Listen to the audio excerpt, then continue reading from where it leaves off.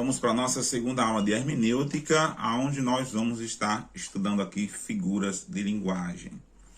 Por que essa questão de figura de linguagem? Na hermenêutica é a interpretatividade de texto. Então não é só a gente ler o texto. Os textos bíblicos, principalmente, ele é um livro simbólico, tem muita simbologia. É um livro que também é literário, tem partes literárias da Bíblia. E é um livro que tem muita alegoria, ou seja, existem muitas linguagens, muitas figuras de linguagem. É um livro muito rico nessa questão, por conta da cultura, por conta de cada época em que foi escrito os textos, por conta da vivência do autor, e por conta também da própria vontade divina, para que pudesse ser de fácil compreensão e interpretação entre todas as gerações. Porém, observa-se que a maioria das vezes as pessoas têm dificuldade de entender a Bíblia porque não entende a sua simbologia. E falando de simbologia, nós vamos tratar aqui nessas figuras de retórica, ou seja, que são usadas dentro da linguagem no sentido geral e principalmente também nas escrituras. Existem essas linguagens. E eu vou dar os conceitos dessas linguagens. E vamos trazer aqui alguns apanhados em relação a isso aí. E a primeira é a metáfora. Metáforas. Esta figura literária afirma que alguma coisa é o que ela representa ou simboliza.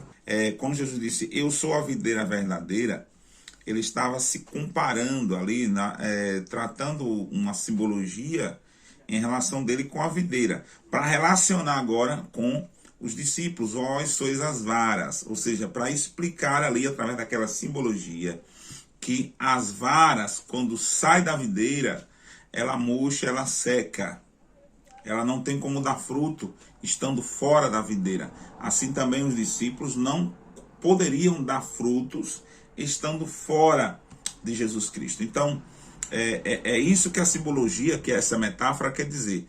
E outras metáforas, por exemplo, eu sou o caminho. Quando ele disse que eu sou o caminho, ele estava dizendo, olha, você só pode andar por esse caminho para chegar a esse determinado lugar. De que lugar estava falando? Estava se falando do céu. Ninguém vai chegar ao céu, ninguém vai ao Pai, se não for por esse caminho. Então, aí é uma metáfora.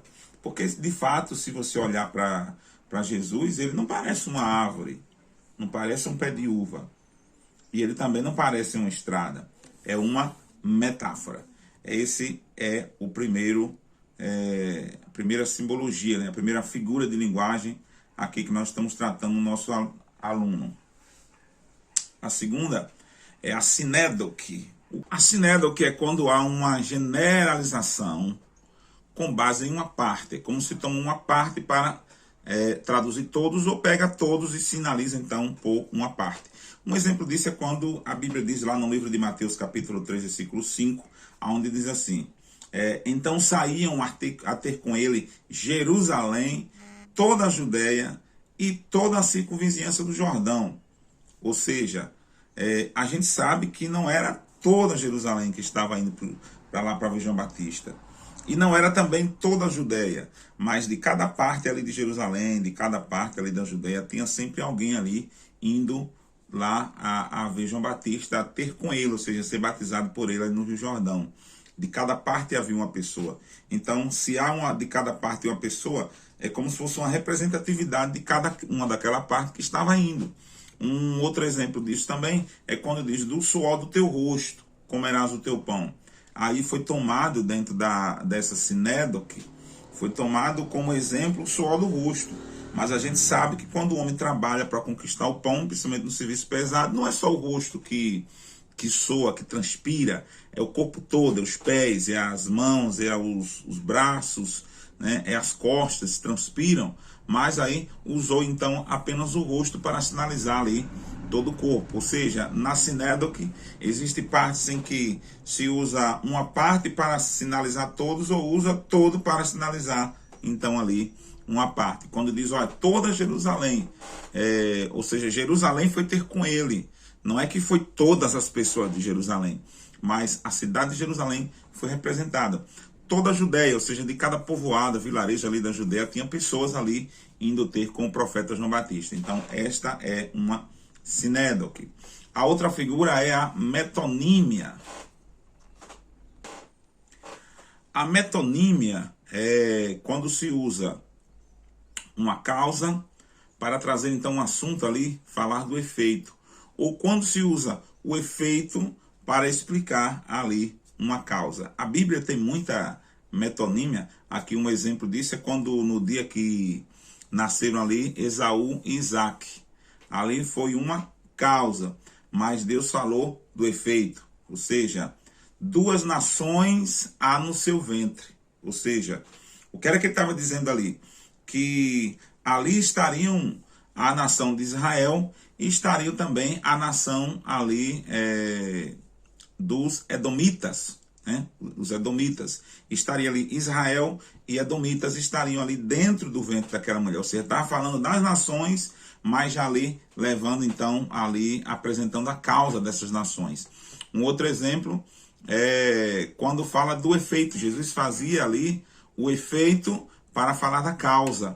Quando ele disse, olha, eles têm Moisés e os profetas, ou seja, que é o efeito de toda a lei, para falar ali que eles tinham a lei, eles tinham a palavra, eles tinham as escrituras, que observassem então as escrituras. Isso tratando-se ali da parábola do rico e Lázaro. Ou seja, a metonímia, ela apresenta uma causa para se trabalhar um efeito, ou também às vezes apresenta um efeito para se explicar ali, então, uma causa. Figura de linguagem que usa coisas inanimadas, ou seja, coisas que não têm vida, como se tivesse, para apresentar, na verdade, as que são animadas, ou seja, as que têm vida. Um exemplo disso aqui é quando a Bíblia diz aqui o seguinte, ó, no livro de Salmo, no livro de Isaías, capítulo 55, versículo 12, onde diz, os montes e os outreiros romperão em cânticos diante de vós, e todas as árvores do campo baterão palmas. Aí eu pergunto, monte canta, árvores bate palma? A Bíblia está falando ali de monte e de árvore, ou estaria falando de pessoas, de nações e de povos? Ou seja, diante de vós, montes e outreiros cantarão. Ou seja, está falando ali de nações que diante de Israel estariam cantando a Deus. E que as árvores bateriam palmas, ou seja, que haveria pessoas e nações também aplaudindo. Mas ele traz coisas inanimadas para apresentar ali coisas animadas. Aí você pode ler também Salmos 85, versículo 10 e 11, 1 Coríntios 15, 55 e Apocalipse capítulo 6, versículo 8, que vai apresentar também outros exemplos da prosopopeia. A ironia é quando se faz o uso da figura expressando o contrário do que quer dizer. Quando Elias disse, clamai em altas vozes, porventura despertarás. Ele estava falando ali para as pessoas continuarem clamando a Baal, que ele despertaria. Só que ele estava tentando dizer para as pessoas que por mais que os profetas de Baal e que as pessoas clamassem a Baal, Baal não despertaria porque Baal não existe. Mas ele usou ali uma ironia. Falando uma coisa ao contrário do que seria. Entendeu? Ou seja, espere assentado, que em pé cansa. Esse ditado, essa ironia, quer dizer o quê? Que por mais que você vai esperar, não vai acontecer aquilo que você está esperando que aconteça. Isso aí é ironia. No que tange a hipérbole é tida como um exagero. Quando se usa essa figura de linguagem, ela apresenta algo como se fosse algo enorme. Mas a gente sabe que ela vai além das expectativas, além daquilo que se diz. É algo quando se traz, por exemplo, quando os filhos de Israel viram os gigantes, aí eles disseram lá em Números 13, versículo 33, onde ele diz, éramos aos seus olhos como aos nossos olhos como gafanhotos. Ou seja, ele estava dizendo que os gigantes que haviam na terra, eles eram tão grandes que Israel, aos olhos dele, era tido como um inseto, um gafanhoto. E sabemos que isso não é verdade, né? Ali há um exagero. Essa figura de linguagem é chamada de hipérbole. Ou seja, quando alguém diz, olha, eu olho para você e vejo uma formiga. Ou seja, está falando o quê? Isso é uma hipérbole, uma figura de linguagem, dizendo que você é uma pessoa pequena, que não traz medo, não afronta, não causa nenhum perigo, não assusta. Então, é esse exemplo aí na questão das hipérboles. Quando a Bíblia diz, aí, rios de águas vivas correm dos meus olhos, porque não guardam a tua lei. Salmo 119, versículo 136. Rios de águas vivas, aí pode, porventura dos olhos correr um rio, aí é também um outro exemplo de hipérbole. A alegoria é uma figura retórica que geralmente consta de várias metáforas unidas, representando cada uma delas realidades correspondentes. Exemplo: eu sou o pão vivo que desceu do céu. Se alguém dele comer, viverá eternamente. O pão que eu darei pela vida do mundo é a minha carne. Quem comer a minha carne e beber do meu sangue tem a vida eterna. Está lá em João capítulo 6, versículos 51 a 65. Um outro exemplo é quando Paulo diz...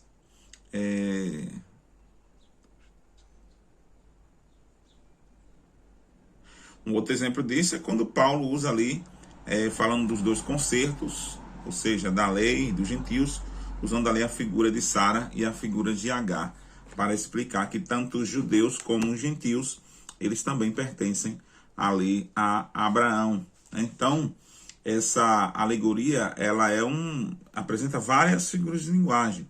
Quando Jesus disse, eu sou o pão da vida, Jesus não é pão. E quem comer deste pão, você não vai comer ali, você não...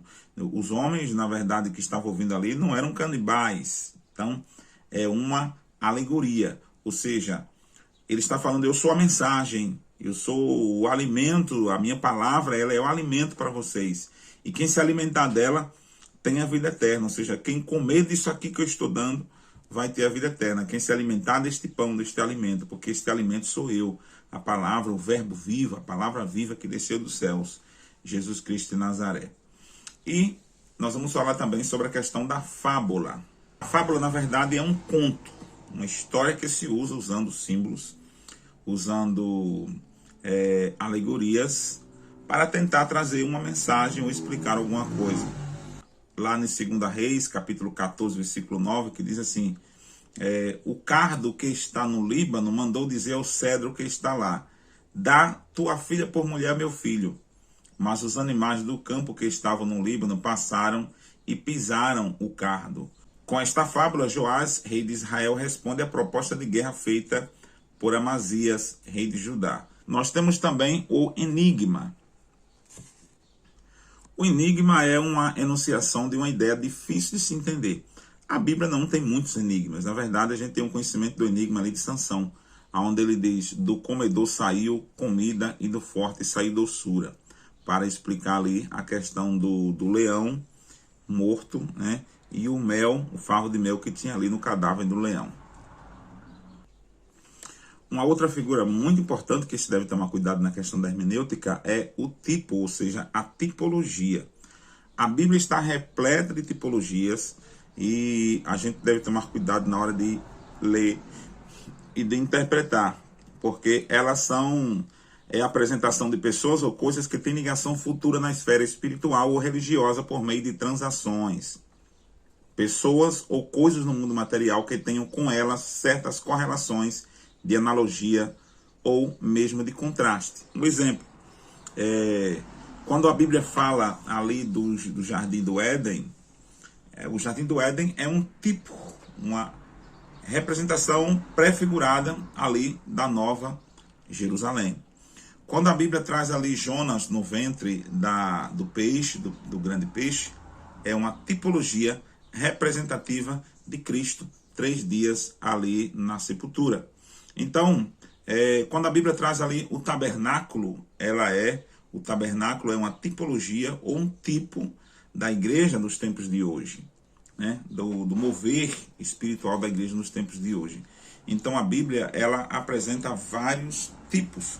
O cordeiro que se sacrificava no período velho-testamentário é uma tipologia do sacrifício único, sacrifício calvário de Cristo, que foi feito ali na cruz, em Jerusalém. Então, na hora de interpretar as tipologias, é importante entendermos também que Adão é uma tipologia. O primeiro Adão é uma tipologia ali do segundo Adão, sendo que o primeiro Adão é criatura e o segundo Adão é, na verdade, o Criador.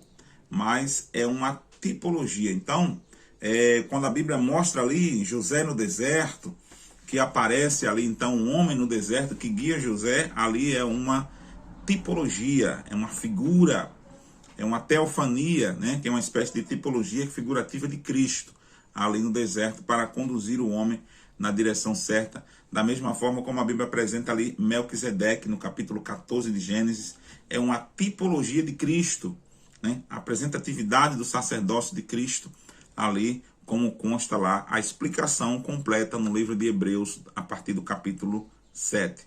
É muito cuidado na hora de ler as Escrituras e entender as tipologias. A outra coisa também é a questão do símbolo. O símbolo é muito importante nessa questão da consideração, porque o símbolo ele representa alguma coisa ou algo que, por meio de outra figura ou fato familiar, que se considera a propósito para servir de semelhança ou representação. Ou seja, o símbolo ele é usado para trazer ali uma representação familiar de alguma coisa, alguma característica que se usa naquela figura para ali transportar ali uma ideia de outra coisa. Um exemplo disso é quando a Bíblia diz que Jesus ele é o leão da tribo de Judá. Está falando ali de quê do leão? Da bravura, da realeza do leão, da coragem do leão, da força e o que o leão representa no reino animal. Mas o apóstolo Pedro ainda vem e diz, traz a figura do leão, usando ali também para representar o diabo, né? O diabo que anda ao nosso derredor, rugindo como um leão, procurando alguém que possa tragar. Ou seja, ele vem trazendo aqui não a questão de bravura, mas a questão de que o leão está sempre às beiradas ali da caça, procurando alguma coisa que ele possa comer. E ele está rugindo, ou seja, está dando os seus sinais. Então, que seja sóbrio e vigilante e observe os sinais para saber se o leão está por perto, se tem alguma coisa errada por perto. Então, tanto a Bíblia usa o leão para configurar a bravura e a realeza para representar Cristo, e como também vem trazendo agora a questão da presença do leão, sinais ali do perigo, para representar ali também a figura do diabo através do rugido ali do leão que ruge procurando alguém para tragar. Então, o símbolo, veja que o símbolo do leão é usado tanto para uma coisa como para outra, só que de formas ali diferentes. E dentre esses símbolos, essas simbologias que se usam na Bíblia, eu vou falar aqui, por exemplo, da árvore, que é símbolo da graça de Deus e da vida eterna. A árvore também, ela simboliza, ou seja, sinaliza ali os homens, ela simboliza os homens, pois será como árvore plantada junto a ribeiros de águas, que dá o seu fruto na estação própria, cujas folhas não caem, tudo quanto fizer prosperará. Está trazendo ali a simbologia da árvore relacionada aos homens. As árvores, elas são sinalizadores de homens que obedecem, né? A árvore também que representa Israel, que é no caso da figueira.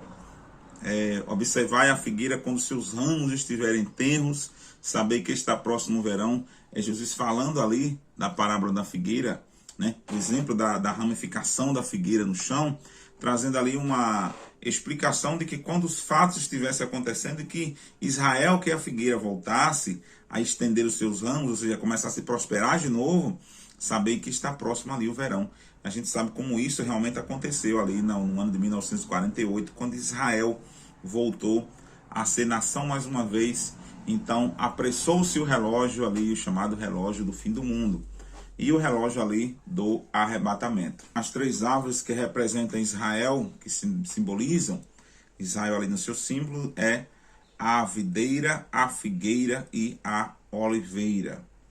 E os números também, suas simbologias, não devem ser desconsiderados na Bíblia. Existem várias simbologias, como você vai ler na apostila. Vou pedir a você que você possa ali observar na apostila as simbologias dos números, Cada número ali tem seu significado, né? Por exemplo, o número 1 representa a unidade, o número de Deus causa origem, identidade, como cardinal também indica a unidade e como ordinal indica primazia, ou seja, Deus é o primeiro, em primeiro lugar, amar o Senhor acima de tudo, ou seja, Deus é o primeiro na questão do ordinal, e na questão do cardinal indica a unidade, eu e o Pai somos um. Então, o número 2 tem significado, 3, que é o símbolo da trindade, né? O número 4 também, número 5, 6, 7, que é o número da perfeição. O número 8 sinaliza ali a aliança. Então, cada número tem seu significado. Você pode ali, como o número 12 também, que significa governo, você pode ali estudar na apostila esses símbolos, né? A parábola também é um símbolo que representa sobre a forma de narração, relatando fatos naturais ou acontecimentos possíveis. Ou seja, lembra-se que eu falei da fábula, né? Que ela se apresenta também como parábola, mas aqui existem parábolas que são fábulas, e aqui nós estamos tratando só da parábola que na verdade não é fábula. Parábola que foram fatos que aconteceram ou que possivelmente tenham realmente acontecido, né? Acontecimentos possíveis ou fatos naturais que são usados ali como parábola. Então, a parábola, diferentemente da fábula, embora que algumas fábulas são parábolas, mas a parábola também ela pode apresentar fatos que aconteceram, né? Que foram fatos que aconteceram ou fatos naturais ali dos seus dias. Pode ser usado também como parábola. Ela tem um objetivo de explicar fatos, explicar coisas importantes, lições importantes, como por exemplo a parábola ali do semeador, né? A parábola do semeador é um fenômeno que foi usado ali para explicar a ministração e a pregação da palavra. E a gente sabe que as pessoas semeavam e colhiam ali nas suas terras. E a ovelha perdida também é uma parábola usada para explicar ali uma lição importante. E pessoas perdiam ovelhas e tinham que ir atrás, assim como também a dracma perdida ou o filho pródigo. Foram parábolas, né? A parábola ela pode estar em forma de fábula, ou a fábula pode ser uma parábola, ou não. Ou parábola pode ser em cima de fatos verdadeiros. Em 13º lugar, nós temos a símile. Procede da palavra latina similis, que significa semelhante ou parecido a outro. É uma analogia, comparação de coisas semelhantes. Pois quando o céu se alteia acima da terra, assim, do mesmo modo, é grande a sua misericórdia para os que o temem. Como o pai se compadece dos seus filhos, do mesmo modo, ou seja, similar, o Senhor se compadece dos seus filhos. Então, símile é uma comparação similar de uma coisa com outra, trazendo coisas espirituais com coisas naturais. E a interrogação é quando a pergunta encerra uma conclusão evidente, que é uma figura literária também. A interrogação é uma figura pela qual o orador se dirige ao seu interlocutor ou adversário ou ao público em um tom de pergunta, sabendo de antemão que ninguém vai responder. Exemplo: não fará justiça o juiz de toda a terra? É uma pergunta. Não são todos eles espíritos ministradores enviados para serviço a favor dos que hão de herdar a salvação? Quem intercederá a acusação contra os eleitos de Deus? Ou seja, com um beijo traz o Filho de Deus? Andarão dois juntos se não estiverem de acordo? Então, as perguntas, as interrogações são usadas dentro da figura, são usadas como figura de linguagem, sabendo que ali as pessoas não vão responder, mas é já para conotar uma resposta em cima de uma pergunta. Nós temos aqui também o apóstrofe. O apóstrofe é quando o orador se envolve de seus ouvintes imediatos para dirigir-se a uma pessoa ou coisa ausente imaginária. Exemplo: a espada do Senhor, até quando deixarás de repousar? Meu filho Abisalão, meu filho Abisalão. Ou seja, usa-se um chamativo no apóstrofo, usa-se um chamativo para alguma coisa que não está presente dentro do discurso, para trazer então uma lição ou algo, né? Por exemplo, Bartimeu. Mas eu não estou conversando com Bartimeu. Mas eu trago ali, Bartimeu, se você tivesse feito tal coisa, né?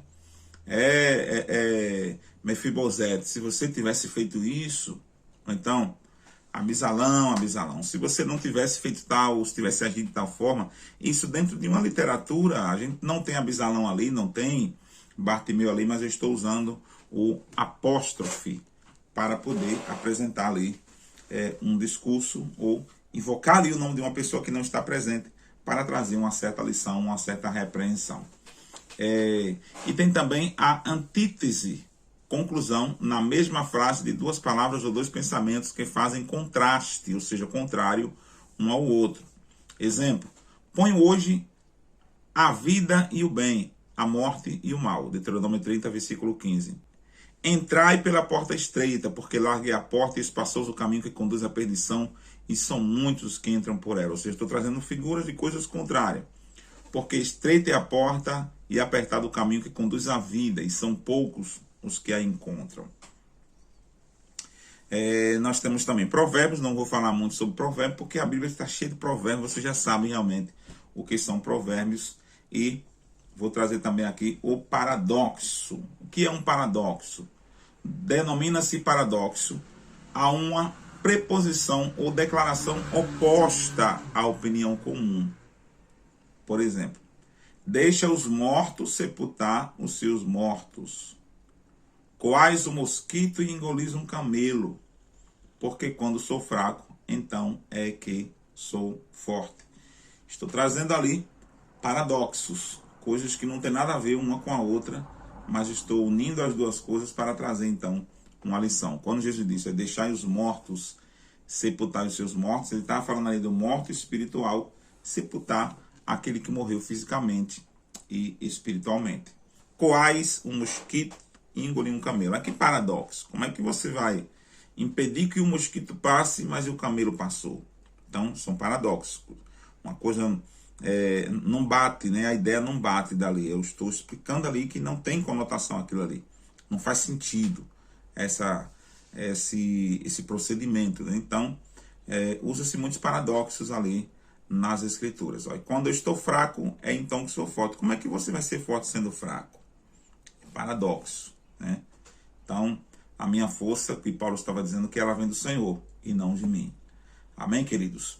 É importante eu acredito que essa parte da figura de linguagem aqui na lição 2, ela é de suma importância, porque ela vai trazer ali para você uma visão mais ampla do que tange ali na questão da hermenêutica. E depois nós vamos partir aí então para princípios históricos da interpretação. Amém? Fica na paz e até a próxima aula.